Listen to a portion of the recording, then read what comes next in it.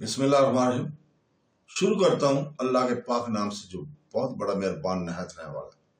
دوستوں، بہنوں، بھائیوں، بزرگوں، تاریخ اسلام میں ہم نے سلطان محمود غزنوی سے لے کر مغل اعظم شہنشاہ اکبر تک کی تاریخ بیان کرنی شروع کی ہوئی ہے، جس کی آج 31 نمبر قسط آپ کے سامنے ہم بیان کر رہے ہیں۔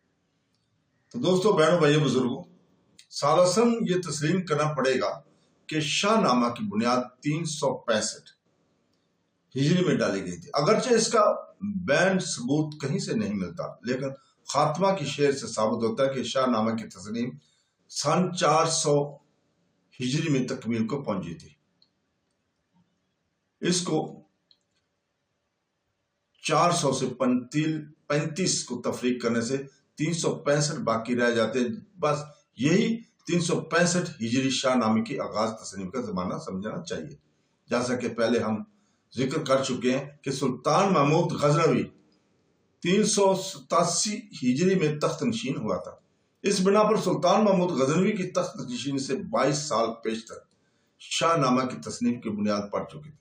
لہٰذا یہ کہنا کہ شاہ نامہ سلطان محمود غزنوی کی فرمائش سے تصنیف کیا گیا محض لغو اور بے بنیاد اور باقی رہا۔ یہ امر کے فردوسی نے سلطان محمود غزنوی کے تخت آرا ہونے کے بعد بنظر قدر افزائی شاہ نامہ کو شاہی دربار میں پیش کیا ہو، اس میں تسلیم کرتا ہوں، جس کی تیسرے دفتر کے دیکھنے سے اس کی تائید ہوتی ہے۔ ان میں سلطان محمود غزنوی کے دربار میں پہنچنے سے 20 سال پیشتر شاہ نامہ کا بنیادی پتھر رکھ دیا گیا تھا، اور اس عمارت کا زیادہ حصہ تعمیر ہو چکا تھا، کیونکہ 35 سال ہی میں زمانہ تصنیف ہے۔ پھر اس واقعہ کی خود فردوسی کے کلام سے تردید ہو گئی کہ میں اس امر کی تردید سے باز نہیں آ سکتا کہ سلطان محمود غزنوی نے فردوسی کے اعجاز بیان کی قدر نہ کی، اور فردوسی کے شیعہ پن سے اشرفیوں کے بجائے روپے دلوائے یا علمی تاریخ کا ایک ناگوار واقعہ ہے۔ اس واقعہ کو سلطان محمود غزنوی کے ساتھ منسوب کرنے پر تیار نہیں تھے۔ وہ محمود غزنوی کے دربار میں ہندو، عیسائی، یہودی، ہر ملت کے اہل کمال موجود تھے۔ بہت سے شیعہ علماء اور فضلہ بھی ان کے خوان کرم سے بہرور ہوتے تھے۔ ابو ریحان البرونی کھلم کھلا شیعہ تھا، خود محمود غزنوی نے اسے بلا بھیجا تھا۔ انہی واقعات کے ضمن میں مختلف طریقوں سے ایک رنگ امیزی یہ بھی کی جاتی ہے کہ سلطان محمود غزنوی کو ایک مدت کے بعد جب اپنے کیے پر ندامت ہوئی تو 60,000 اشرفیاں فردوسی کے پاس روانہ کی۔ فردوسی اس وقت توس میں تھا، لیکن اتوا سے شہر کے ایک دروازے سے، جس کا نام دربار تھا، سلا پہنچا۔ ادھر دوسرے دروازے سے فردوسی کا جنازہ نکلا۔ فردوسی کی ایک صرف لڑکی تھی، لڑکا کوئی نہ تھا۔ شاہی سلا اس کی خدمت میں پیش کیا گیا، لیکن اس بلند ہمت لڑکی نے اس خیال سے کہ میرا باپ اسی حسرت سے مرا ہے، سلا قبول نہ کیا۔ سلطان محمود غزنوی کو اطلاع دی گئی، حکم دیا کہ اشرفیاں واپس نہ لائی جائے، بلکہ اس فردوسی کے نام پر ایک کارواں سرائے بنائی جائے۔ چنانچہ ایسا ہی ہوا۔ اس واقعہ کی اصلیت کچھ نہیں ہے، محض جھوٹ ہے، محض بے بنیاد قصہ ہے۔ جس طرح سکندر نامہ میں وارا کا مد مقابل بجائے سکندر رومی کے سکندر ذوالقرنین قرار دیا گیا، اور سکندر ذوالقرنین کے سارے واقعات سکندر رومی کی طرف منسوب کر دیے گئے۔ اسی طرح لبید شاعر اور امیر معاویہ کا واقعہ سلطان محمود غزنوی اور فردوسی کے گلے مڑ دیا گیا۔ لبید عامری عرب جاہلیت کا ایک نامور شاعر تھا، جس کا قصیدہ خانہ کعبہ کے دروازہ پر لٹکا تھا کہ جسے دعویٰ سخنوری وہ میدان میں آئے۔ فتح مکہ کے بعد رسول پاک صلی اللہ علیہ وسلم کی خدمت بابرکت میں قبیلہ عامر کے وفد ڈیپوٹیشن کا سردار حاضر ہوا اور مشرف با اسلام ہو کر خدمت مبارک میں رہنے لگا۔ پھر جب آفتاب رسالت غروب ہو گیا تو مدینہ سے کوفہ چلا گیا۔ عہد فاروقی میں جہاں اور شاعرہ کی تنخواہیں مقرر ہوئیں، لبید کی بھی تنخواہ 300 درم مقرر ہو گئی تھی۔ ذوالنورین عثمان کا دور خلافت آیا تو انہوں نے وظیفہ سابق پر 100 درم کا اضافہ کر دیا تھا۔ مرتضوی خلافت میں 100 کا اور اضافہ ہوا۔ غرض کے عہد خلافت خلیفہ چہارم میں لبید کو 500 درم ملتے رہے، جب حضرت علی کرم اللہ وجہ کے بعد معاویہ امیر شام کے نان حکومت اپنے ہاتھ میں لی تو انہوں نے وہ رقم اللبید کو بھیجی جو ذوالنورین عثمان رضی اللہ تعالیٰ کے عہد خلافت میں ملا کرتے تھے۔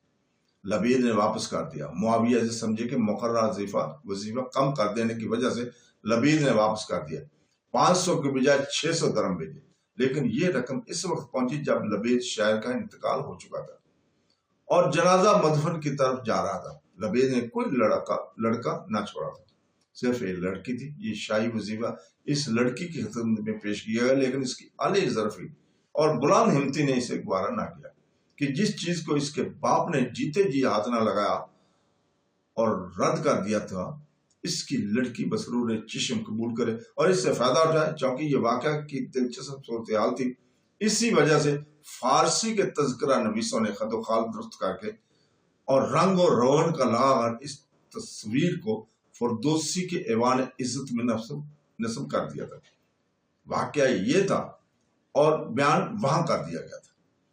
اس میں واقعہ کی اس وجہ سے بھی تردید کرتے ہیں کہ یعنی بجائے اشرفیوں کے روپیہ دینا کہ اسباب اور دلائل مختلف بیان کیے جاتے ہیں، اور جب اسباب دونوں باہم مختلف و متضاد ہوئے تو بحکم رضا جب دو دلائل ایک دوسرے کے مخالف ہوں تو دونوں دلیلیں ساقط ہو جائیں گی، کوئی سبب اشرفیوں کی جگہ روپیہ دینے کا نہ رہا، اور جب سبب نہیں رہتا تو مسبب بھی جاتا رہتا ہے۔ اور اس کے علاوہ سوائے فارسی کے تذکرہ نویسیوں کے کتب تاریخ عربیہ میں کہیں اس کا نام و نشان تک نہیں ملتا۔ دبیچہ نویسیوں نے جنہیں واقعات کے غلط مسلط کر دینے کا خاص ملکہ حاصل ہے، ایک طرف تماشا یہ کیا کہ سلطان محمود غزنوی اور خلیفہ بغداد میں خط و کتابت کا سمرقند کی بابت ہوئی تھی، اسے کھینچ تان کر فردوسی اور محمود غزنوی سے متعلق کر دیا۔ تاریخ فرشتہ میں لکھا ہے کہ سلطان محمود غزنوی نے ایک بار خلیفہ عباسی قادر باللہ کی خدمت میں عرض داشت بھیجی کہ چونکہ اکثر بلاد خراسان میرے قبضہ میں تصرف میں ہے اور فلاں فلاں شہر پر خلافت معاب قابض ہے، بنظر سہولت انتظام مملکت ان شہروں کا اس خانہ زاد کو عنایت فرمائے۔ خلیفہ عباسی نے اس درخواست کو منظور فرما کر فرمان شاہی بھیج دیا تھا۔ دوبارہ سلطان محمود غزنوی نے اسی قسم کی درخواست سمرقند کی بابت بھیجی۔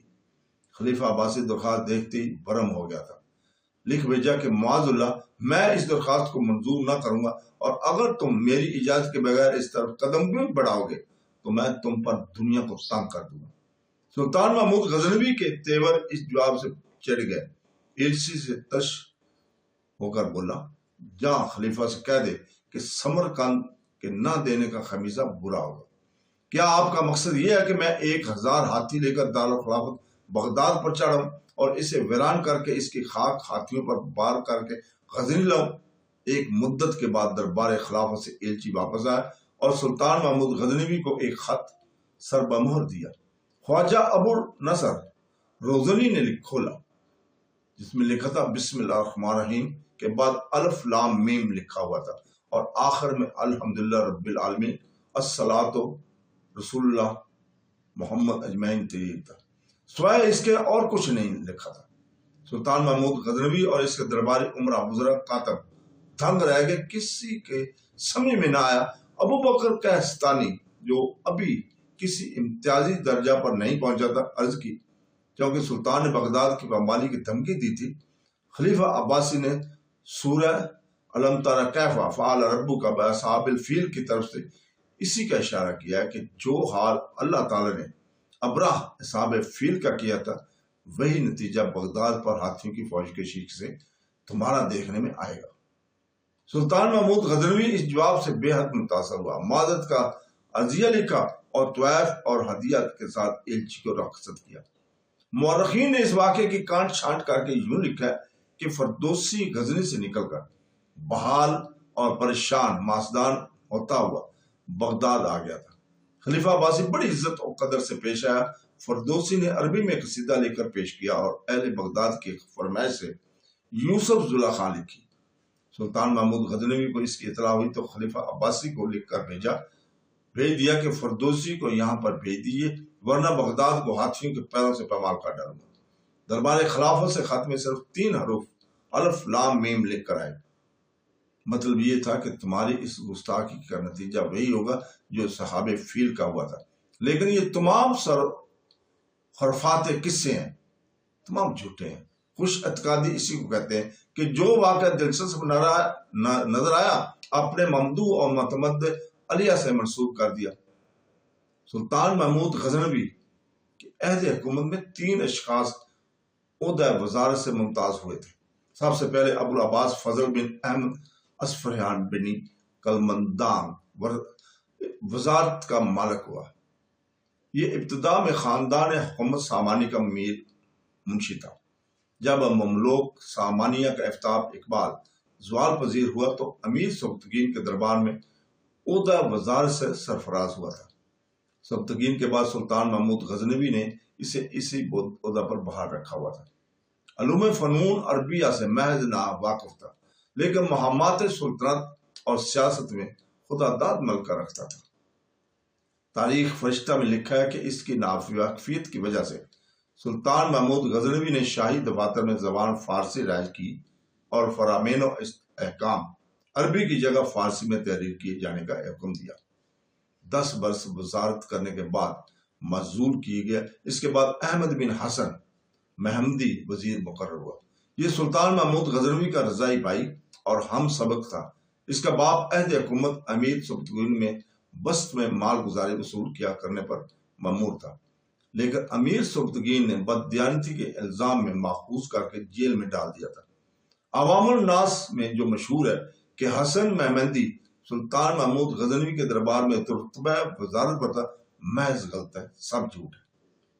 احمد بن حسن محمدی نہایت تیز فہم، منتظم اور خوش خط تھا۔ ابتدا میں محکمہ خطابت سیکرٹری کا افسر اعلیٰ تھا۔ چند دن بعد سلطانی توجہات کی وجہ سے صوبہ خراسان کا حاکم ممبر بورڈ آف ریونیو مقرر ہوا تھا، جسے کمال خوبی سے انجام دیا اور سلطان محمود غزنوی کی آنکھوں میں بے حد عزیز ہو گیا تھا۔ پھر جب فضل ابن احمد کی طرف سے سلطان محمود غزنوی کو کشیدگی پیدا ہوئی تو قلمدان وزارت احمد بن حسن محمدی کے سپرد کر دیا گیا تھا۔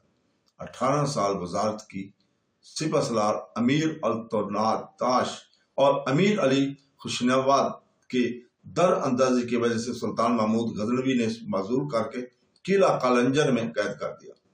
13 سال قید کی مصیبتیں جھیل کر عہد حکومت سلطان مسعود میں رہائی پائی اور دوبارہ رتبہ وزارت سے سرفراز ہوا اور 404 ہجری میں وہ انتقال کر گیا تھا۔ سلطان محمود غزنوی نے احمد بن حسن محمدی معزولی کے بعد حسن بن محمد کو وزارت کا عہدہ عطا کیا تھا، اور وہی آخری عہد حکومت سلطان تک عہدہ وزارت پر مامور رہا۔ حبیب الاسیر ان وزراء کے حالات کس قدر تفصیل سے لکھے ہوئے ہیں۔ سلطان محمود غزنوی نے اپنی وفات کے وقت 7 لڑکے چھوڑے: محمد نصر، مسعود، محمود غزنوی، اسماعیل، ابراہیم اور عبدالرشید۔ ان میں سے محمد، مسعود اور عبدالرشید تخت آرا ہوئے حکومت کی تھی۔ محمود غزنوی اسلامی تاریخ کا گوہر شب چراغ ہے۔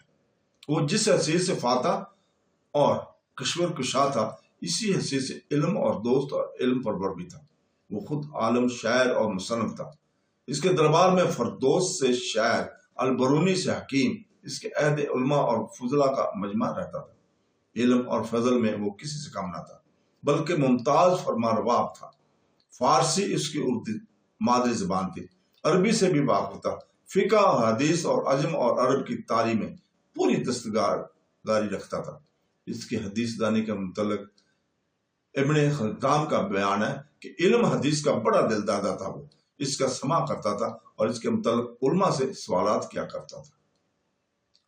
سلطان محمود غزنوی ممتاز فضلہ میں تھا، فصاحت اور بلاغت میں یگانہ تھا۔ شیخ محی الدین عبد القادر جوہر مغلیہ میں لکھتے ہیں کہ سلطان محمود غزنوی بڑا ذی دورس اور صاحب الرائے تھا۔